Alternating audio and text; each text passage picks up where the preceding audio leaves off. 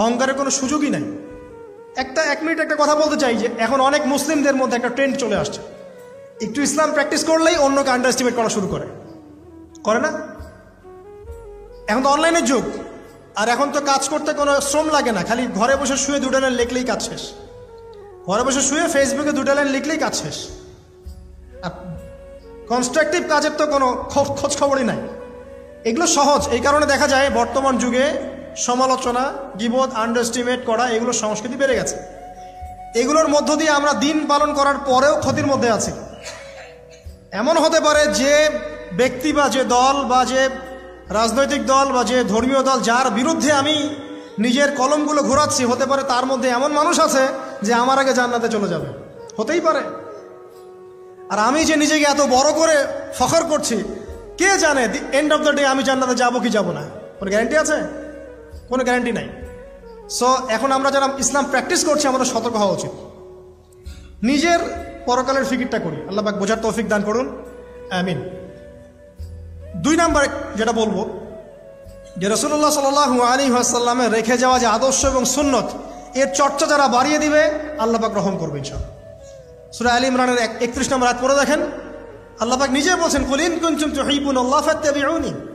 হে নবী বলে দিন, তোমরা যদি আল্লাহর রহমত আর ভালোবাসা পেতে চাও তাহলে আমাকে অনুসরণ করো। আমাকে, যে বা যারাই নবী সাল্লাল্লাহু আলাইহি ওয়াসাল্লামকে অনুসরণ করবে আল্লাহ তার প্রতি দয়া করবে ইনশাআল্লাহ। শুধু দয়াই না, ইয়াগফির লাকুম যুনুবাকুম, তোমাদের সমস্ত গুনাহ আমি মাফ করে দেব। আল্লাহু গফুর রহিম। সুন্নতের চর্চা বাড়িয়ে দেই। শুধু তাই নয়, কেউ যদি নবী সাল্লাল্লাহু আলাইহি ওয়াসাল্লামের উপরে বেশি বেশি দরুদ শরীফ পড়ে, আল্লাহুম্মা সাল্লি আলা মুহাম্মাদ ওয়া সাল্লিম পড়তেই থাকে, দরুদ ইব্রাহিম বা সংক্ষিপ্ত দরুদগুলো, আল্লাহ পাক একবার দরুদ পড়লে 10 বার রহম করবে ইনশাআল্লাহ। যেই নবীর আদর্শ মেনে চললে আল্লাহ পাক ভালোবাসবেন, সেই নবীর নাম উচ্চারিত হলে দরুদ পড়লেও আল্লাহ পাক রহম করবে ইনশাআল্লাহ। 4, সৃষ্টির সেবা করলে রহম পাওয়া যাবে। আল্লাহ পাক বলছেন, তোমরা সৃষ্টির সেবা করো, মানবতার সেবা করো, জমিনবাসী যারা আছে ওদের প্রতি রহম করো, আল্লাহ তোমাদের প্রতি রহম করবেন ইনশাআল্লাহ। 5, রহমত পেতে হলে আল্লাহর জিকির বাড়িয়ে দিতে হবে। আল্লাহর জিকির মানে সকাল সন্ধ্যা আল্লাহ পাকে যত জিকির আজগার আছে এগুলো ছাড়া যাবে না। চলতে ফিরতে অলওয়েজ আল্লাহকে ডাকতে হবে, সুবহানাল্লাহ, আলহামদুলিল্লাহ, ওয়ালা ইলাহা ইল্লাল্লাহ, আল্লাহু আকবার, লা হাওলা ওয়ালা কুওয়াতা ইল্লা বিল্লাহ। যে কাজ আপনি করছেন ওই কাজের মধ্যেই জিকির বাড়াতে হবে। যে যত বেশি আল্লাহ পাকে জিকির করবে তার কলব তত জিন্দা থাকবে, এবং যার কলব জিন্দা থাকবে, যার কলবের মধ্যে নূর থাকবে, আল্লাহ পাকের নূর তার কলবে আসবে ইনশাআল্লাহ তাআলা। 6, বেশি বেশি কোরআন তেলাওয়াত বাড়িয়ে দিতে হবে। কোরআন তেলাওয়াত যারা বাড়িয়ে দিবে, এই কোরআনের বদৌলতে আল্লাহ পাক তার প্রতি রহম করবে ইনশাআল্লাহ। আরও বলবো 7 নাম্বার, যে সালাত এর কোনো বিকল্প নাই। নবী সাল্লাল্লাহু আলাইহি ওয়াসাল্লাম ইন্তেকালের আগ মুহূর্তে বলে যাচ্ছেন, আসসালাত ওয়াসসালাত ওয়া মা মালাকাত আইমানুকুম, নামাজের যত্ন নিও, নামাজের যত্ন নিও, আর তোমাদের অধীনস্থ যারা আছে ওদের ব্যাপারে খেয়াল রেখো। নামাজ নাই ইসলাম নাই, নামাজ আছে তো ইসলাম আছে। তো নামাজের তাবেদারি যারা করবে, 5 ওয়াক্ত নামাজ ঠিকঠাক মতো করবে, ইনশাআল্লাহ অবশ্যই আল্লাহ পাক তাদের প্রতি রহম করবেন ইনশাআল্লাহ। আরও বলতে চাই তাহাজ্জুদের কথা। যারা একটু তাহাজ্জুদের নামাজে অভ্যস্ত হতে পারবেন, ওই সময়টা আল্লাহ পাকের রহমত নেমে আসে, বর্ষিত হয়। যারা তাহাজ্জুদের সালাতে অভ্যস্ত হবে আল্লাহ পাক তাদের প্রতি রহম করবে ইনশাআল্লাহ তাআলা। 9 বলতে চাই দিনই মেহনত বাড়িয়ে দেওয়া। যাদের ফিকির দিনকে নিয়ে, কিভাবে আমি দিন পালন করব, কিভাবে দিনের প্রচার করব, দিনের জ্ঞান অর্জন করব, এর প্রসার ঘটাবো, দিনটাকে মানুষের কাছে পৌঁছে দেব, এই ফিকির যাদেরকে তাড়িয়ে বেড়ায়, ইনশাআল্লাহ আল্লাহ পাক ওদেরকে এই জমিনে রহম করবে ইনশাআল্লাহ। আল্লাহ পাক দাওয়াতি কাজ বাড়িয়ে দেন, দিনের ফিকির বাড়িয়ে দেন, ইনশাআল্লাহ তাআলা আল্লাহ পাকের রহমত পাওয়া যাবে ইনশাআল্লাহ। আরেকটা কথা আছে, 10 গিয়ে বলবো পিতামাতার খেদমতের কথা। পিতামাতার খেদমত এমন একটা জিনিস যেটা করলে পরে আল্লাহর রহমত নেমে আসে। একজন ব্যক্তি কবিরা গুনাহ করেছে, নবীর কাছে গিয়ে বলছে, আমার ক্ষমার কি কোনো রাস্তা আছে? নবী সাল্লাল্লাহু আলাইহি ওয়াসাল্লাম বলছেন, তোমার মা কি বাসায় আছে, জীবিত আছে? হ্যাঁ জীবিত আছে, বাসায় যাও, তোমার মায়ের খেদমত করো, তোমার সমস্ত গুনাহ মাফ হয়ে যাবে ইনশাআল্লাহ। আপনার ওয়াইস কারণীর নাম শুনেছেন না? শুনেছেন না? তাকে এত বড় মর্যাদা দেওয়া হবে কিয়ামতের মাঠে। এর পিছনে কারণ কি জানেন? সেই ব্যক্তি মাশাআল্লাহ তার মায়ের খেদমত করত। 3 বার বলেছেন নবী সাল্লাল্লাহু আলাইহি ওয়াসাল্লাম, আমাদের সবচেয়ে সেরা এবং ভালো ব্যবহার পাওয়ার অধিকার হচ্ছে মায়ের, তারপরে মায়ের, তারপরেও মায়ের, তারপর বাবার। পিতামাতার খেদমত করলে আল্লাহ রহমত নেমে আসে। আর একজন ব্যক্তি বলছিল আমার বাসায় তো মাও নাই ইয়া রাসূলুল্লাহ, আমি কি করব? তখন নবীজি বলছেন তোমার কি খালা আছে? খালা বেঁচে আছে? খালা বেঁচে আছে, খালার খেদমত কর। এখনকার এই বিশ্বে দেখেন সম্পর্কগুলো কিন্তু ভেঙে যাচ্ছে। পিতা মাতা, ভাই বোন, আত্মীয় স্বজন, প্রতিবেশীর তো খবরই নেই। আমি তো জানি না আমার পাশের ফ্ল্যাটে কে থাকে। হ্যাঁ, অবস্থা এমন। তো সমাজের উপকার করলে, জনকল্যাণমূলক কাজ করলে, পিতামাতার খেদমত করলে, আত্মীয়তার বন্ধন অটুট রাখলে এবং অন্যের সমস্যার সমাধান করার জন্য মানব সেবামূলক কাজ করলে আল্লাহর রহমত নেমে আসে। আজকে আমি 10টা বলেছি, ছাড়া আরও অনেক কাজ আছে যেগুলো নিয়মিত করতে থাকলে আল্লাহ রাব্বুল আলামিনের রহমত নেমে আসে। মোটা দাগে জ্ঞান অর্জন, মোটা দাগে নবী সাল্লাল্লাহু আলাইহি ওয়াসাল্লামের সুন্নাহ অনুসরণ, আল্লাহর ওহীর জ্ঞানের প্রচার প্রসার ঘটানো, দিনকে নিয়ে ভাবা, দিনের ফিকির করা, কোরআন তেলাওয়াত বাড়ানো, জিকির বাড়ানো, বেশি বেশি ইস্তেগফার করা, তওবা করা, বেশি বেশি ইস্তেগফার করা, আল্লাহর কাছে দোয়া করা, নামাজ তাহাজ্জুদ বাড়িয়ে দেয়া, আত্মীয়তার সম্পর্কগুলো বজায় রাখা, ঠিক আছে, আল্লাহ পাকের জমিনে দিনের প্রচার প্রসারের চেষ্টা করা এবং সর্বোপরি ঈমান, ইসলাম এবং তাকওয়া বজায় রেখে যারা চলবে ইনশাআল্লাহ আল্লাহ পাক এই দুনিয়াতেও তাদের প্রতি রহম করবেন ইনশাআল্লাহ, পরকালেও তাদের প্রতি রহম করবেন ইনশাআল্লাহ আযজা ওয়া জাল। সর্বশেষ একটা হাদিস বলে শেষ করছি। রাসূলুল্লাহ সাল্লাল্লাহু আলাইহি ওয়াসাল্লাম বলেছেন, আল্লাহ রাব্বুল আলামিন যখন এই পুরো মহাবিশ্ব সৃষ্টি করেছেন তার রহমতটাকে তিনি 100 ভাগে ভাগ করেছেন। কত ভাগে? 100 ভাগে। তার অনলি একটা ভাগ, মাত্র একটা ভাগ আল্লাহ রাব্বুল আলামিন পুরো মহাবিশ্ব ছড়িয়ে দিয়েছেন, এক ভাগ। আর আপনাদেরকে আমি অন্য একটা লেকচারে বলেছিলাম, সমুদ্রের ধারে যখন আপনি হাঁটবেন বা নদীর তীরে যখন আপনি হাঁটবেন, ওখানে একটা বালুর যে পরিমাণ অবস্থান, এই পুরো মহাবিশ্বে কিন্তু পৃথিবীর অবস্থান তার চেয়েও কম। যারা সায়েন্স পড়েছেন তারা জানেন, পুরো মহাবিশ্বে পৃথিবীর অস্তিত্ব এর চেয়েও কম, একটা বালুর কণার চেয়েও কম। মহাবিশ্ব এত বড়, এই পুরো মহাবিশ্বে আল্লাহ পাক এক ভাগ রহমত বন্টন করে দিয়েছে সৃষ্টিজীবের মধ্যে। এতে করে আপনি দেখবেন একটা কুকুর পর্যন্ত তার বাচ্চাকে কিন্তু আদর করে, একটা গাভী তার বাচ্চার গা পরিষ্কার করে, তাই না? আর আমরা তো আমাদের বাচ্চাদের জন্য যা করি আপনারা দেখতে পাচ্ছেন। বাকি 99 ভাগ রহমত আল্লাহ রাব্বুল আলামিন তার নিজের কাছে গচ্ছিত রেখেছেন, যা দিয়ে কিয়ামতের মাঠে আল্লাহ পাক বান্দাদেরকে মাফ করবে ইনশাআল্লাহ। অতএব সর্বশেষ কথা হচ্ছে, আমরা যারা আল্লাহ থেকে দূরে আছি, হতাশ হওয়ার কোনো কারণ নেই। লা তাকনাতু মির রাহমাতিল্লাহ। নামাজ পড়ছেন না, আজকেই ফিরে আসেন। রোজা রাখেন নাই, আজকেই ফিরে আসেন। নামাজ এবং রোজা যা রাখেন নাই ক্যালকুলেট করেন, কত ওয়াক্ত নামাজ পড়েন নাই, কত মাসে রোজা রাখেন নাই, রাখার কাজা করার চেষ্টা করেন। যাকাত দেন নাই, হিসেব করেন, যাকাত দিয়ে দেন। সুদ খেয়েছেন, তওবা করে আজকেই ফিরে আসেন। জেনা করেছেন, আজকেই ফিরে আসেন। মানুষকে ঠকিয়েছেন, তার টাকা ফেরত দিয়ে দেন। সম্পত্তি জোর করে আত্মসাৎ করেছেন, ফেরত দিয়ে দেন। কাউকে গালি দিয়েছেন, গোপনে তাকে গিয়ে বলেন, ভাই আপনাকে গালি দিয়েছিলাম, আমাকে মাফ করে দিন। আজকেই ফিরে আসেন। লা তাকনাতু মির রাহমাতিল্লাহ, ইন্নাল্লাহা ইয়াগফিরু যুনুবা জামিআ। আল্লাহ পাক সমস্ত গুনাহ মাফ করবেন ইনশাআল্লাহ। অতএব তরুণ সমাজে যারা হতাশ, পাপে নিমজ্জিত আছো, নামাজ পড়ছো না, হারাম অ্যাফেয়ার্সে আছো, মাদক খাচ্ছ, এইসব অশ্লীল কাজে সময় নষ্ট করছো, বেপর্দায় ঘুরছো, হ্যাঁ, পিতামাতার সাথে রুড বিহেভ করছো, তোমার বয়সটাকে নষ্ট করছো, দিনের জন্য 3 দিন সময় লাগাতে পারলে না, কোরআন পড়া শিখতে পারলে না, কিছুই করছো না, হতাশ হয়েও না। মন থেকে, ভিতর থেকে আল্লাহকে ডাকো। মন থেকে আল্লাহকে ডেকে একটা বার আল্লাহ দিকে ফিরে এসে দেখো, ইনশাআল্লাহ তাআলা দেখবা এখানে যে শান্তি আছে সারা দুনিয়ার কোথাও সে শান্তি পাবা না। এবং এই শান্তি নিয়ে তুমি যদি দুনিয়ার জীবন শেষ করতে পারো, তোমার কবর হবে শান্তিময়, তোমার হাসর হবে শান্তিময়, পুলসিরাত শান্তিময় হবে ইনশাআল্লাহ। হাসতে হাসতে তুমি জান্নাতে চলে যাবে ইনশাআল্লাহ। আমরা আজকের মতো এখানে শেষ করছি এই দোয়া করে, আল্লাহ রাব্বুল আলামিন আমাদের সবাইকে রহম করেন এবং তার রহমত পাওয়ার জন্য যোগ্য হওয়ার তৌফিক আল্লাহ পাক আমাদেরকে দান করেন। এবং যেই কাজগুলো করলে পরে আল্লাহর রহমত থেকে মানুষ বঞ্চিত হয়, এই কাজগুলো দূরে থাকার তৌফিক আল্লাহ রাব্বুল আলামিন আমাদের সবাইকে দান করেন। আমিন। আকুলু কওলি হাযা আস্তাগফিরুল্লাহ লি ওয়া লাকুম ওয়া লিসাইরিল মুসলিমিন। বারাকাল্লাহু লানা ওয়া লাকুম বিল আয়াতিল হাকীম। ইন্নাহু তাআলা জাওয়াদুন কারীমুন বাররাউফুর রহিম। আসসালামু আলাইকুম ওয়া রাহমাতুল্লাহ।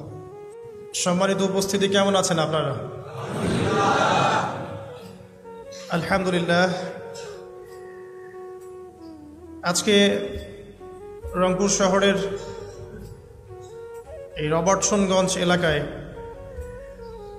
জুমার খুতবা দিতে আসতে পেরে আমি নিজেও খুব মন থেকেই আল্লাহ পাকে শুকরিয়া আদায় করছি। আলহামদুলিল্লাহ। এই এলাকাগুলোর সাথে আমাদের ছোটবেলার অনেক স্মৃতি জড়িত আছে।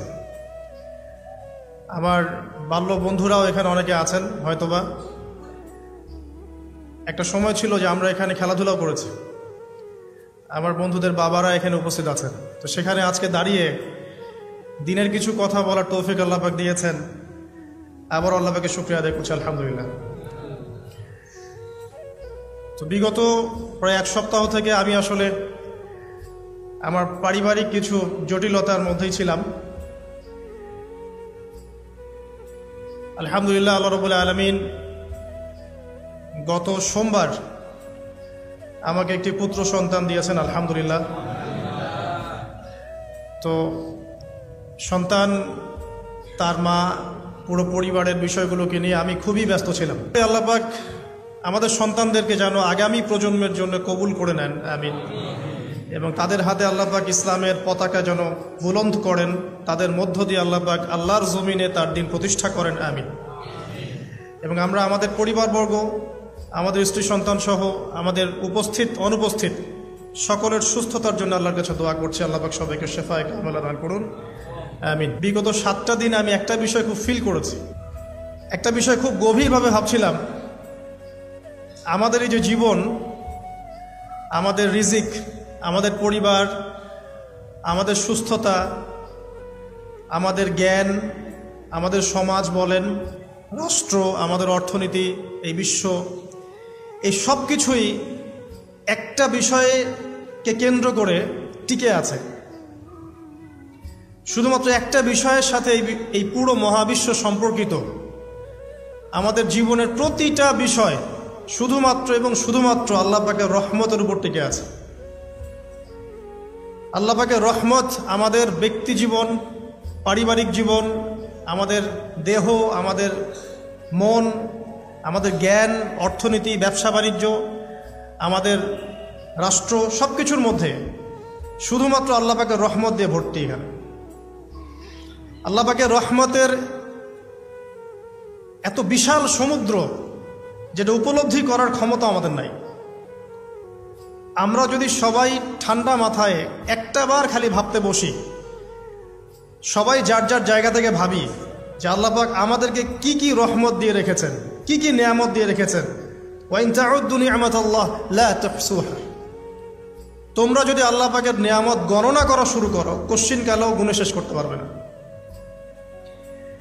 আল্লাহ পাক সূরাতুজ জুমারের মধ্যে বলেছেন, কুল ইয়া ইবাদিয়াল্লাযীনা আসরাফু আলা আনফুসিহিম। হে নবী, আপনি বলে দিন, আমার বান্দাদেরকে বলে দিন যে হে আমার বান্দারা, তোমরা যারা তোমাদের নফসের উপরে জুলুম করেছ। সুদীর্ঘকাল নামাজের খবর ছিল না, যাকাত দিইনি, হজ ফরজ হয়েছিল করি নাই, সওম রাখিনি, আল্লাহর দিন এগিয়ে নেওয়ার কোনো চেষ্টাই করি নাই। সুদীর্ঘকাল হারাম খেয়েছেন, ঘুষ খেয়েছেন, জেনা করেছেন, বাদ্যযন্ত্র বাজিয়েছেন, অশ্লীলতা এর মধ্যে ডুবেছিলেন, মাদকদ্রব্য সেবন করেছেন। সুদীর্ঘকাল তোমরা যারা নিজেদের নফসের উপর জুলুম করেছ, লা তাকনাতু মির রাহমাতিল্লাহ, তোমরা আল্লাহ পাকের রহমত থেকে নিরাশ হয়ে যেও না। তোমরা আল্লাহ পাকের রহমত থেকে নিরাশ হয়ে যেও না। ইন্নাল্লাহা ইয়াগফিরুয যুনুবা জামিআ। আল্লাহ পাক চাইলে সমস্ত গুনাহ মাফ করতে পারেন। ইন্নাহু হুয়াল গফুরুর রহিম। তিনি হচ্ছেন পরম করুণাময়, অসীম দয়ালু। আমি আলোচনা সামনে নিয়ে যাওয়ার আগে আরেকটা বিষয় বলে রাখতে চাই। এই আলোচনাকে একপাক্ষিকভাবে, একপেশেভাবে বুঝে নেওয়ার কোনো সুযোগ নাই। আল্লাহ পাক যেমন পরম করুণাময়, অসীম দয়ালু, ঠিক একইভাবে আল্লাহ রাব্বুল আলামিন শাদীদুল ইকাব, কঠিন শাস্তি দাতাও বটে। এই দুটো বিষয় মাথায় রেখেই আল্লাহর রহমতের আশাও করতে হবে এবং আল্লাহ পাকের গজবের ভয়ও করতে হবে। এর মাঝখানেই হচ্ছে ঈমান। এই জায়গা থেকে আলোচনা বুঝতে হবে। আল্লাহ পাক তৌফিক এনায়েত করুন, আমিন। আমাদেরকে আল্লাহ রাব্বুল আলামিন তার রহমত থেকে নিরাশ হতে বারণ করছেন। যে যত পাপ করেছে জীবনে, যদি একটা বার কেউ যদি আল্লাহ পাককে মন থেকে ডাকে, চোখ দিয়ে ঝরঝর করে পানি পড়ে, আল্লাহ পাককে বলে, সেজদায় গিয়ে পড়ে আল্লাহকে বলে রব্বিক ফিরলি, আল্লাহ আমাকে মাফ করে দাও, তার মনের মধ্যে যদি সততা থাকে, মন থেকে যদি সেই কথাটা বলে থাকে, আল্লাহ পাক শুধু তাকে ক্ষমাই করবেন না, তার সমস্ত গুনাহগুলোকে আল্লাহ নেকি দিয়ে পরিবর্তন করে দিয়েছেন। একটা হাদিস পড়ছিলাম, নবী করিম সাল্লাল্লাহু আলাইহি ওয়াসাল্লাম তিনি বলছেন যে লাম্মা কাদাল্লাহুল খালক, যখন আল্লাহ রাব্বুল আলামিন এই মহাবিশ্ব সৃষ্টি করেন, তখন আল্লাহ রাব্বুল আলামিন কাতাবা কিতাবান, একটা কিতাব লিখেছেন। একটা কিতাব আছে আল্লাহর কাছে, কাতাবা কিতাবান ফাহুয়া ইনদাহু ফাওকাল আরশ, যেই কিতাবটা আল্লাহর নিজের কাছে আছে আরশের উপরে। সেখানে আল্লাহ পাক লিখে রেখেছেন, কি লিখেছেন? ইন্না রাহমাতি সাবাকাত গদাবি, প্রতিটা ক্ষেত্রেই আমার রহমত, আমার দয়া, আমার করুণা আমার গজবকে পরাজিত করেছে। মানে আল্লাহ রাব্বুল আলামিনের গজব, এর উপরে আল্লাহ পাকের রহমত অবস্থান করছে। জীবনের কোনো ক্ষেত্রে হতাশ হওয়ার কোনো সুযোগ নাই। আজকে পারিবারিক ভাঙন বলেন, ব্যক্তি পর্যায়ের আত্মিক ধ্বংসই বলেন, সমাজের বিপর্যয় বলেন, যাই বলেন, পিছনে একটা বড় কারণ আছে। সেটা হলো আল্লাহ থেকে দূরে থাকা মানুষ, আল্লাহ থেকে হতাশ হয়ে যাওয়া। আর এই কাজটা শয়তান করিয়েছে মানুষকে আল্লাহ থেকে দূরে সরানোর জন্য। কিন্তু আল্লাহ রাব্বুল আলামিনের কাছে কেউ যদি যেতে চায়, মন থেকে যদি আল্লাহকে একটা বারও ডাকে, আল্লাহ পাক এক ডাকের মাধ্যমেও তার গুনাহ মাফ করতে পারেন। দুজন ব্যক্তির ঘটনা পড়লাম। একজন ব্যক্তি প্রচণ্ড রকম আবেদ, প্রচুর ইবাদত করে। আপনারা জানেন ইবলিসও কিন্তু আবেদ ছিল, ইবলিস কিন্তু প্রচুর ইবাদত করেছে। এখন ওই ব্যক্তির একজন বন্ধু ছিল, এটা বানু ইসরাইলদের ঘটনা। তো সেই বন্ধু পাপী ছিল, বিভিন্ন কবিরা গুনাহ করত। আর এই আবেদ ব্যক্তি বারবার তাকে নসিহত করত, গুনাহ ছেড়ে দাও, তুমি পাপ করছো, গুনাহ ছেড়ে দাও। তখন সেই ব্যক্তি যে পাপ করছে সে বলতো যে আল্লাহ কি তোমাকে আমার রক্ষক বানিয়েছেন? আল্লাহ কি তোমাকে আমার উপর দারোগা বানিয়েছেন? আমাকে আল্লাহর হাতে ছেড়ে দাও, আমাকে নসিহত করতে শোনা। একদিন এই আবেদ ব্যক্তি তার বন্ধুকে একটা জঘন্য পাপ করতে দেখল। এমন একটা পাপ যেটা দেখে তার মনে ধারণা আসলো এটা চরম জঘন্য একটা কাজ। তখন সে মুখ ফসকে বলে ফেলল যে আল্লাহ তোকে আর মাফ করবে না, আল্লাহ তোকে জান্নাত দিবে না। আল্লাহ রাব্বুল আলামিন মালাকুল মউতকে এই দুজনের কাছে পাঠালেন, দুজনের রূহকে কবজ করা হলো। এবার আল্লাহ পাক তার সামনে তাদেরকে উপস্থাপন করে বললেন যে তোমাকে আমার রহমত সম্পর্কে কে গ্যারান্টি দিয়েছে যে আমি কাউকে রহমত করব কি করব না? যাও, আমি তোমাকে জাহান্নামে পাঠালাম, ওই ব্যক্তি যে আমার রহমত প্রত্যাশা করেছে আমি তাকে জান্নাত দিয়ে দিলাম। দেখুন, এই হাদিসটা শুনলে মনে হয় বাহ্যিক হয়তোবা মুখের একটা কথার কারণেই সে জাহান্নামে চলে গেল। আসলে বিষয়টা এমন নয়। বিষয়টা আমি আপনাকে বোঝাচ্ছি। বিষয়টা হচ্ছে ইবলিসের মতো। ইবলিস কিন্তু শুধু মন থেকেই বলেনি যে খলাকতানি মিন নার ওয়া খলাকতাহু মিন তিন, আমি কেন তাকে সেজদা করব আদমকে? আদম তো মাটির তৈরি আর আমি তো আগুনের তৈরি।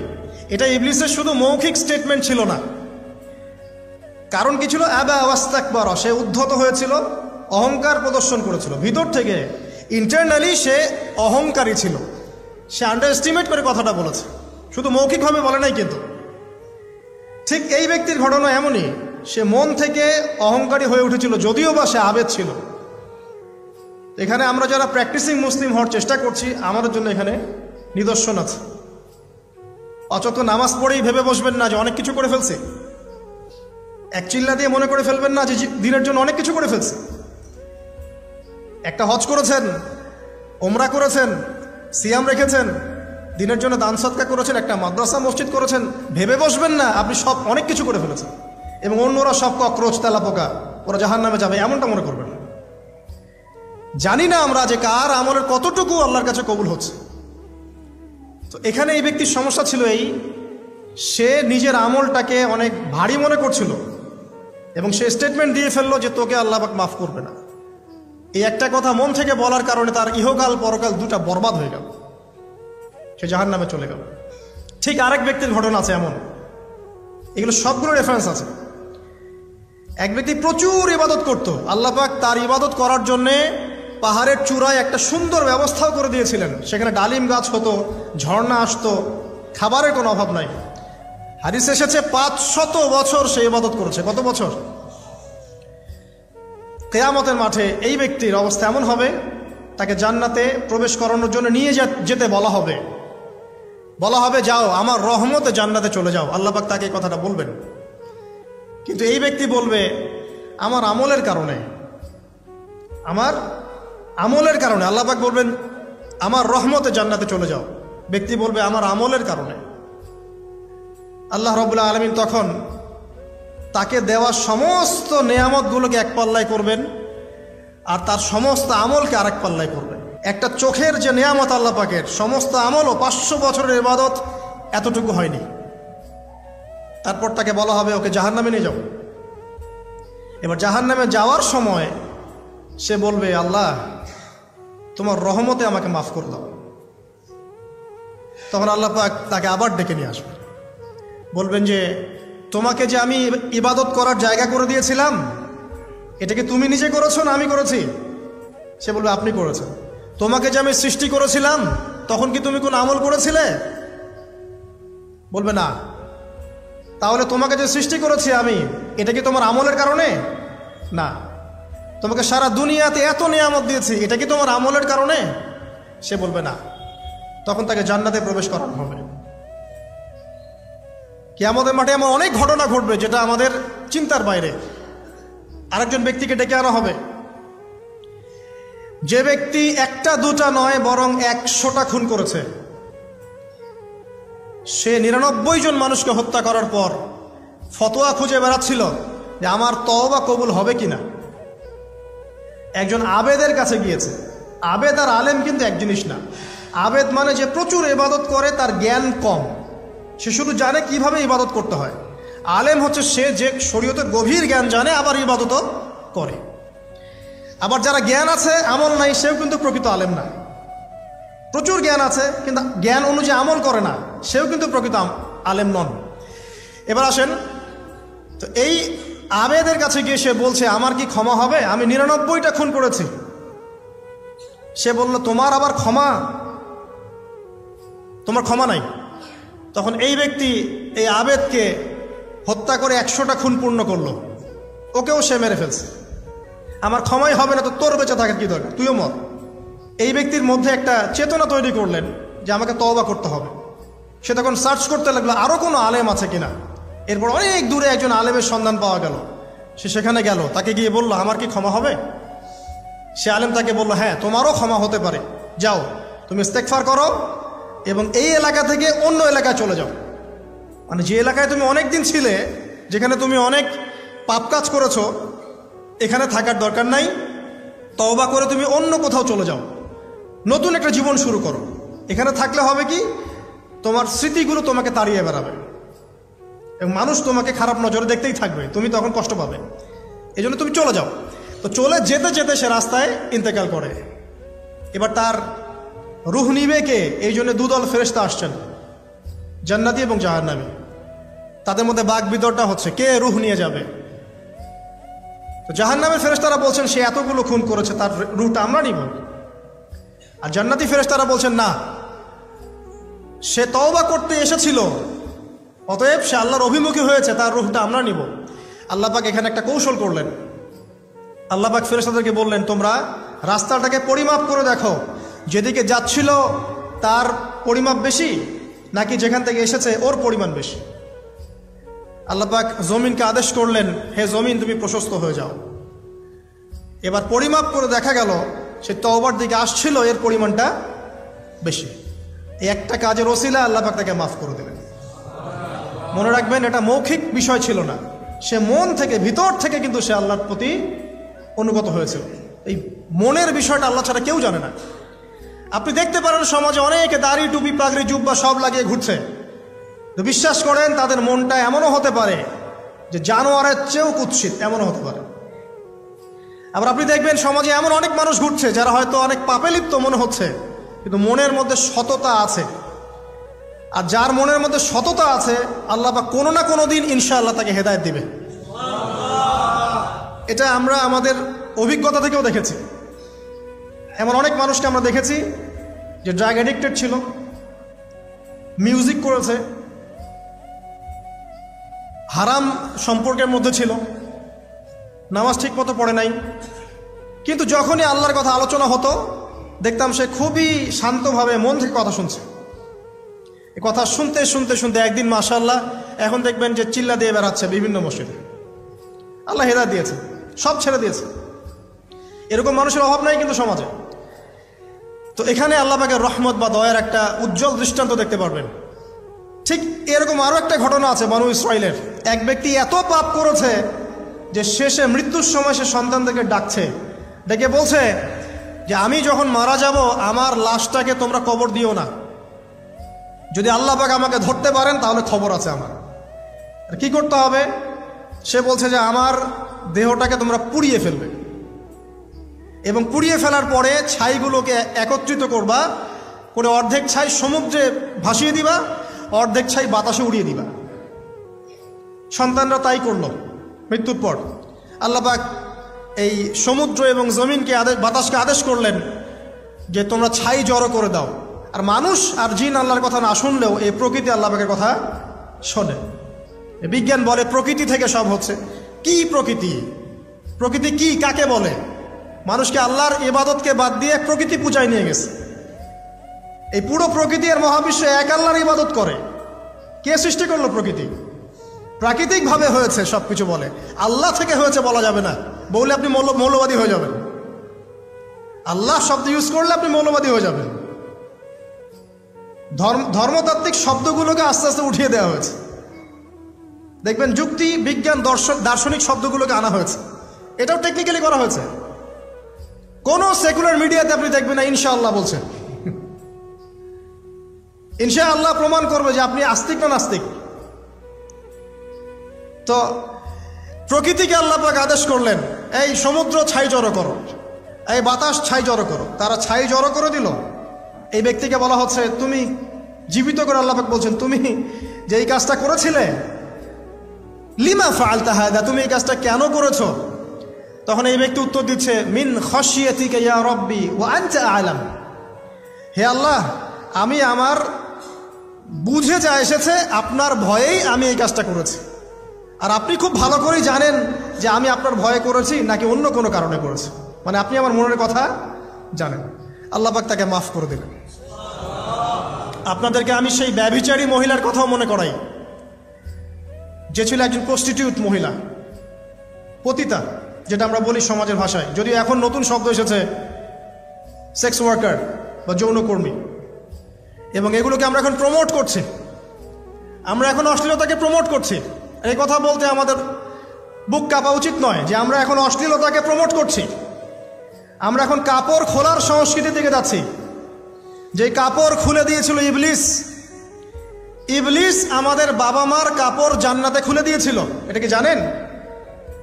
ফল খাওয়ার পরে এই ফল খেতে কে প্রলুব্ধ করেছে? ইবলিস। গাছের কাছে গিয়ে ফল ভক্ষণ করার পর সর্বপ্রথম আমাদের পিতামাতার গা থেকে কাপড় খুলে পড়ে গেছে। তা আমাদের পিতামাতাকে মহাবিশ্বে নগ্ন করে দিয়েছে ইবলিস, আর তার অনুসারীরা এই জমিনে আদম সন্তানদেরকে নগ্ন করছে এখন। অতএব এই যে একটা ট্রেন্ড এখন চলছে, দেখবেন হারাম রিলেশনশিপকে মিডিয়ার মধ্য দিয়ে প্রমোট করা হচ্ছে, মনে হয় একটা স্বাভাবিক বিষয়। কোনো বিষয় না এটা, যে কেউ জেনাই করতে পারে। জেনা পর্ন খুব নর্মাল। হালাল ভাবে যদি আপনি বিয়ে শাদী করতে যান তখন সমস্যা হচ্ছে। হালাল ভাবে যদি আপনি বিয়ে করতে যান তখন সমস্যা হচ্ছে। হারাম ভাবে আপনি যা ইচ্ছা তাই করতে পারেন, সমাজে কেউ কিছু বলছে না। এখন বলছে এগুলো স্বাধীনতা। সুবহানাল্লাহ, কোন স্বাধীনতা? স্বাধীনতা বলে কোনো শব্দ নাই মহাবিশ্বে। এই পুরো বিশ্বের সমস্ত মানুষ আল্লাহর অধীনে পরাধীন। এই বিশ্বে যত মানুষ বসবাস করছে এখন, এরা কেউই স্বাধীন নয়, না কেউ স্বাধীন ছিল, না আছে, না থাকবে। সবাই আল্লাহ পাকের দাসত্বের অধীনে পরাধীন। স্বাধীন সেই এই পৃথিবীতে যে ব্যক্তি শয়তানের তাবেদারি করে, ও নফসের তাবেদারি করে, ও তো স্বাধীন, যা ইচ্ছা তাই করতে পারে। এই যে অশ্লীলতার প্রমোটিংটা চলছে, এটাকে পারিবারিকভাবে বন্ধ করতে হবে। আল্লাহ পাক আমাদেরকে বোঝার তৌফিক দান করুন। এগুলো যত বাড়বে সমাজে মহামারী আসবে, দেখে নিয়ে মহামারী আসবে, দুর্ভিক্ষ আসবে, সমাজে এমন সব রোগ ব্যাধির জন্ম হবে যেগুলোর নামও শোনে নাই মানুষ কখনো, এবং সামনে ভূমিধস অপেক্ষা করছে, এগুলো আসবে। যাই হোক, ওই মহিলা, যে ব্যক্তি একজন যৌনকর্মী ছিল, বা যেটা আমরা বলি ব্যভিচারিণী মহিলা ছিল, একটা কুকুরকে দেখেছে সে পানি পান করার জন্য তৃষ্ণার্ত, সে এটাতে মায়া করে, দয়া করে তার মোজাটাকে নামিয়ে এই কূপ থেকে পানি উঠিয়ে কুকুরকে পান করিয়েছে। এই একটা কাজের বদৌলতে আল্লাহ রাব্বুল আলামিন এই ব্যভিচারী মহিলাকে মাফ করে জান্নাত দিয়ে দিয়েছে। হাদিসে এটাও এসেছে, নবী সাল্লাল্লাহু আলাইহি ওয়াসাল্লাম বলেছেন, ইরহামু মান ফিল আরদ, তোমরা সবাই জমিনবাসীর প্রতি রহম করো। জমিনে মুসলিমই থাকতে হবে, তাদের প্রতি রহম করতে হবে এমন নয়, জমিনবাসী যারাই আছে সবার প্রতি রহম করো, জাতি, ধর্ম, বর্ণ নির্বিশেষে। এমনকি পশু পাখির প্রতিও দয়া করো। ইরহামু মান ফিল আরদ, জমিনে যারা আছে সবার প্রতি রহম করো। ইয়ারহামুকুম মান ফিস সামা, যিনি আসমানে আছেন তিনি তোমাদের প্রতি রহম করবে ইনশাআল্লাহ। ইসলাম এই কথাগুলো বলেছে 1400 বছর আগে। আজকের এই বিশ্বের সোকল্ড এই মডার্ন বিশ্বে, যেখানে মানুষের রক্তের কোনো দাম নাই, সেখানে ইসলাম পশু পাখির অধিকার নিয়ে কথা বলেছে 1400 বছর আগে। কাদেরকে কি শিখাতে আসেন? কোরআন এবং সুন্নাহর বাইরে অভ্রান্ত সত্যের কোনো উৎস আছে? এখানে যা আছে তাই চূড়ান্ত। মানতে চাইলে মানেন, না মানতে চাইলে জাহান্নামে যান, কেউ তো বাধ্য করছে না। লাকুম দীনুকুম ওয়ালিয়া দিন। আল্লাহ পাকের রহমত দেখেন। আরেকটা ঘটনা আছে এমন, একটা বিড়ালকে বেঁধে রেখেছিল এক মহিলা, খাবার দেয় নাই, কষ্ট দিয়েছে। একটা বিড়ালকে খাবার না দিয়ে কষ্ট দেওয়ার কারণে এই মহিলাকে আল্লাহ পাক জাহান্নামে পাঠিয়েছে। এরকম কত ঘটনা আছে, এই ঘটনাগুলো হাদিসের পাতায় বর্ণিত আছে। কোরআনে কি বলছে দেখুন। কোরআনের আমি কয়েকটা পয়েন্ট আপনাদেরকে খালি বলছি, এটা নিয়ে আমি সকালে ভাবছিলাম। আল্লাহ পাক আদম আলাইহিস সালামকে সৃষ্টি করেছেন আমরা সবাই জানি, কিন্তু আল্লাহ পাক সূরা সদের মধ্যে বলছেন ইবলিসকে, হে ইবলিস, তোমাকে কিসে বারণ করলো আদমকে সেজদা করতে, যে আদমকে আমি নিজের হাত দিয়ে সৃষ্টি করেছি।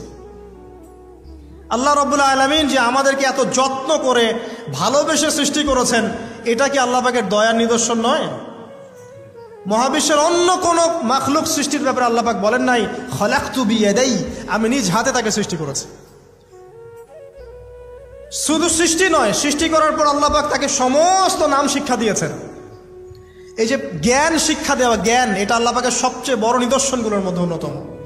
এবং আল্লাহ পাকের সবচেয়ে বড় দয়া, আমার মত এটা, মানব জাতির উপরে আল্লাহ পাকের সবচেয়ে বড় দয়াটা হচ্ছে কি জানেন?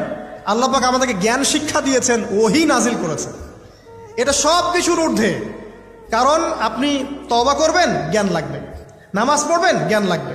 রোজা রাখবেন, জ্ঞান লাগবে। যাকাত দিবেন, ইলম লাগবে। আপনি দিনের যে কোনো আমল করেন, ইলম লাগবে। জান্নাত জাহান্নামের পথ খুঁজে পেতে হলে ইলম লাগবে। দেশ চালাবেন, ইলম লাগবে। অর্থনীতি চালাবেন, ইলম লাগবে। ইলম ছাড়া কিছু নাই, ইলমের উপরে কিচ্ছু নাই। এই ইলমটা আল্লাহ পাক কাকে শিক্ষা দিয়েছেন? আদম আলাইহিস সালামকে। আমরা তো শিখেছি সমাজবিজ্ঞান বইগুলোতে যে আমাদের পূর্বপুরুষরা নাকি গুহায় থাকতো আর গাছের ছাল পাতা খেয়ে থাকতো, তাই না? লতা পাতা খেয়ে থাকতো, গাছের ছাল পাতা খেয়ে থাকতো, পোশাক পরতো আর কি। বোগাস, ডাহা, মিথ্যা কথা। আল্লাহ রাব্বুল আলামিন সূরা বাকারা এবং সূরা আরাফ পড়ে দেখেন, আল্লাহ পাক বলছেন যে আদম আলাইহিস সালামকে আল্লাহ পাক সমস্ত নাম জ্ঞান শিক্ষা দিয়েছেন। মহাবিশ্বের যে প্রয়োজনীয় জ্ঞানগুলো আছে সেগুলো আল্লাহ পাক আদমকে শিখিয়েছেন আলাইহিস সালাম। ওয়াল্লামা আদামাল আসমাআ কুল্লাহা, আল্লাহ পাক আদমকে সমস্ত নাম শিক্ষা দিয়েছেন। আমাদের পিতা মাতারা মূর্খ ছিলেন না, তারা সৃষ্টি থেকেই জ্ঞানী ছিলেন। আদম আলাইহিস সালামের পারমাণবিক বোম বানানোর কোনো প্রয়োজন ছিল না, ছিল? বানান নাই। আপনার মধ্যে এই জ্ঞানটা আসছে কিভাবে? বাই ডিএনএ আপনি জ্ঞান পাচ্ছেন, কারণ আমরা আদম সন্তান। অনেক জ্ঞান আমাদের ভিতরেই আছে, এগুলো চর্চার মধ্য দিয়ে, গবেষণার মধ্য দিয়ে প্রস্ফুটিত হয় মাত্র। জ্ঞান ভিতরে আছে আমাদের, আমাদের পিতাকে জ্ঞানী করে পাঠানো হয়েছে। এই জ্ঞান শিক্ষা দেওয়াটা হচ্ছে আল্লাহ পাকের সবচেয়ে বড় দয়াগুলোর মধ্যে একটা। রহম করেছেন। শুধু তাই নয়, আদম আলাইহিস সালামকে এমন জ্ঞান শিক্ষা দিয়েছেন যে জ্ঞান ফেরেশতারা পর্যন্ত জানতো না। এটা কি দয়া নয়? এটা কি আদম সন্তানের প্রতি ভালোবাসা নয়? তারপরে সেজদা করিয়েছেন। মহাবিশ্বে অন্য কাউকে কি সেজদা করানো হয়েছে? কোরআনে কি এমন কোনো দলিল আছে যে আদম আলাইহিস সালাম ছাড়া অন্য কাউকে সব ফেরেশতারা সেজদা করেছেন? আছে? তাহলে এই যে সম্মান দেয় আল্লাহর পক্ষ থেকে, সম্মান কিসের ভিত্তিতে? সম্মান শারীরিক ক্ষমতার ভিত্তিতে? সম্মানটা কি কারণে? জ্ঞানের কারণে, ইলমের কারণে, জ্ঞানের কারণে সম্মান। এই সম্মান দেওয়াটা কি আল্লাহ পাকের রহমত এবং দয়ার নিদর্শন নয়? অতএব সম্মান পেতে হলে, আল্লাহর রহমত পেতে হলে সেই জ্ঞানের চর্চায় আবার ফিরে আসতে হবে। আপনি যদি আজও সেই ওহির জ্ঞানের চর্চা করেন, আল্লাহ পাক এই পৃথিবীবাসীর বুকের মধ্যে আপনার জন্য সম্মান পয়দা করে দিবেন ইনশাআল্লাহ। দেখে নিন, ওই সেই জ্ঞানী যদি আপনি এখনো চর্চা করেন, আজও আপনি সম্মানিত হবেন ইনশাআল্লাহ। ব্যক্তি চর্চা করলে ব্যক্তি সম্মানিত হবে, একটা পরিবার চর্চা করলে ওই পরিবার সম্মানিত হবে, একটা সমাজ যদি চর্চা করে সেই ওহির জ্ঞান, ওই সমাজ সম্মানিত হবে। একটা দেশে যদি আপনি ওই ওহিভিত্তিক জ্ঞান ছড়িয়ে দেন, পুরো দেশকে আল্লাহ পাক সম্মানিত করবে ইনশাআল্লাহ, পুরো জাতিকে সম্মানিত করবে ইনশাআল্লাহ। আরও সামনে যান, এই যে আদম এবং হাওয়া আলাইহিস সালাম গাছের কাছে চলে গেলেন, ফল খেয়ে ফেললেন, কারণ আমরা আদম সন্তান, ভুল করি। আল্লাহ পাকের সাথে সাথেই বহিষ্কার করে দিয়েছেন? না, আল্লাহ পাক তওবা করার জন্য কালিমা শিখিয়ে দিয়েছেন। সুবহানাল্লাহ, তাদের কালিমা জানা ছিল না। আল্লাহ পাক বলছেন ফাতালাক্কা আদম মির রাব্বিহি কালিমাত। আল্লাহ পাকের কাছ থেকে আদম আলাইহিস সালাম কিছু বাক্য শিখে নিলেন, যেই বাক্য দিয়ে ফাতাবা আলাই, সে আল্লাহর কাছে তওবা করলো। কোন সেই বাক্য? সূরা আরাফে আছে, রব্বানা যালামনা আনফুসানা ওয়া ইল্লাম তাগফির লানা ওয়া তারহামনা লানাকুনান্না মিনাল খাসিরিন। এই দোয়া কে শিখিয়ে দিয়েছে? আল্লাহ। এই তওবার বাক্য যে শিখিয়ে দেয়, এটা কি দয়ার পরিচয় নয়? আমরা আল্লাহর কাছে ফিরে যাব, তওবা করব, ইস্তেগফার করব, এই জ্ঞানটা শিখিয়ে দেয়া কি আল্লাহ পাকের দয়ার পরিচয় নয়? তাহলে আমরা কিভাবে ক্ষমা চাইতাম? কিভাবে ক্ষমা চাইলে আল্লাহ পাক সমস্ত গুনাহ মাফ করবেন, এই পদ্ধতিগুলো বলে দেয়া কি আল্লাহ পাকের দয়ার পরিচয় নয়? তারপর সামনে যান, পৃথিবীতে নামিয়ে দিয়ে আল্লাহ পাক ক্ষান্ত হয়ে যাননি। আল্লাহ রাব্বুল আলামিন আসমান থেকে হেদায়েতের গ্রন্থ পাঠিয়েছেন, বলেছেন এই গ্রন্থের মধ্যে যা আছে মেনে চললে তোমরা আবার জান্নাতে ফিরে আসবে ইনশাআল্লাহ। আল্লাহ পাক আদম এবং হাওয়া আলাইহিস সালাম এবং আদম সন্তান সবাইকেই সৃষ্টি করেছেন, উদ্দেশ্য হচ্ছে আল্লাহ পাক আমাদেরকে জান্নাত দিতে চান। আল্লাহ পাক চান যে আমরা যেন জান্নাতে যাই। যদি আমরা জান্নাতে যেতে না পারি পরকালে, একটা কারণে যেতে পারবো না, অন্য একটা কারণ, সেটা হলো আমাদের নিজের দোষে। একটা কারণ, যারা জাহান্নামে যাবে মানুষ এবং জিনদের মধ্যে, নিঃসন্দেহে মহাবিশ্বে তারা ছাড়া জাহান্নামে যাওয়ার উপযুক্ত কেউ ছিল না। ও জাহান্নামে যাওয়ার উপযুক্ত ছিল বলেই আল্লাহ পাক তাকে জাহান্নামে পাঠাবেন। আর যারাই জান্নাতে যাবে প্রত্যেকেই শুধু আমলের বদৌলতে যাবে না, বরং আল্লাহ পাকের রহমতেই যাবে।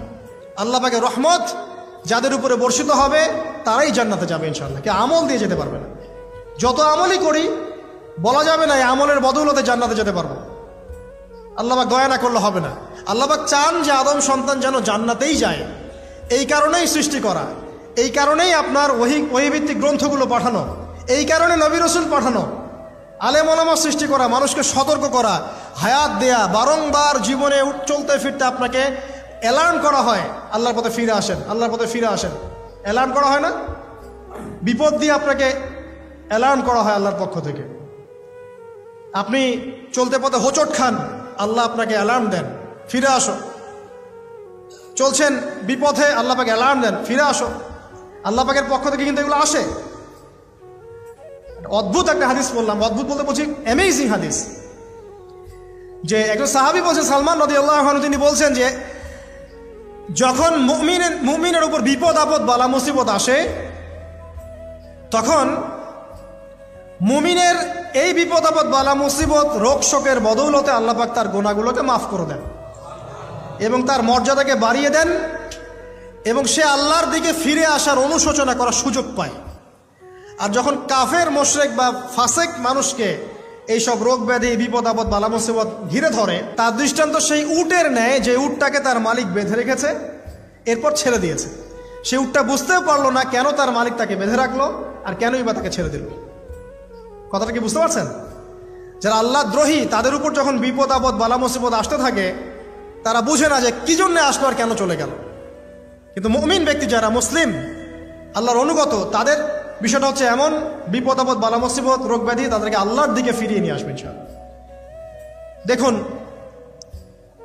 এই যে পৃথিবীতে নামিয়ে দেয়া, এরপর আল্লাহর পক্ষ থেকে ঐশী গ্রন্থগুলো পাঠানো, নবী রসুল পাঠানো, আলেম ওলামা পাঠানো, আপনাকে হায়াত দেয়া, আপনাকে রিজিক দেয়া, এই শ্বাস নেয়ার ক্ষমতা দেয়া, আপনাকে জ্ঞান বুদ্ধি দেয়া, বিবেক দেয়া, যে আমি তার পাশে লাউ গাছ উৎপন্ন করলাম।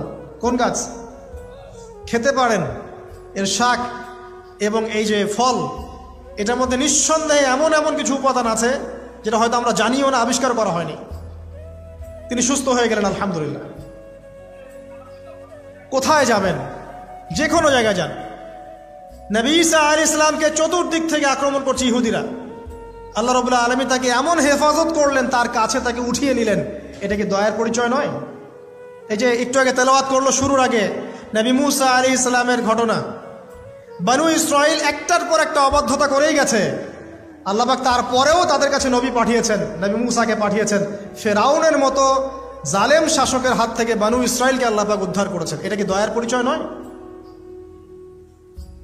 নবী মুসা আলাইহিস সালাম গাছের নিচে বসে আছেন, খাবার নাই, বাসস্থান নাই, কিচ্ছু নাই, বরং তার গায়ে একটা অপবাদ দেওয়া হয়েছে যে তিনি নাকি একজন মানুষকে খুন করেছেন, অথচ তার ইন্টেনশন সেটা ছিল না।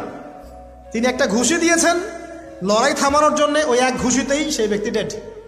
এবার তিনি গাছের নিচে বসে দোয়া করছেন, রব্বি ইন্নী লিমা আনজালতা ইলাইয়া মিন খায়রিন ফাকির।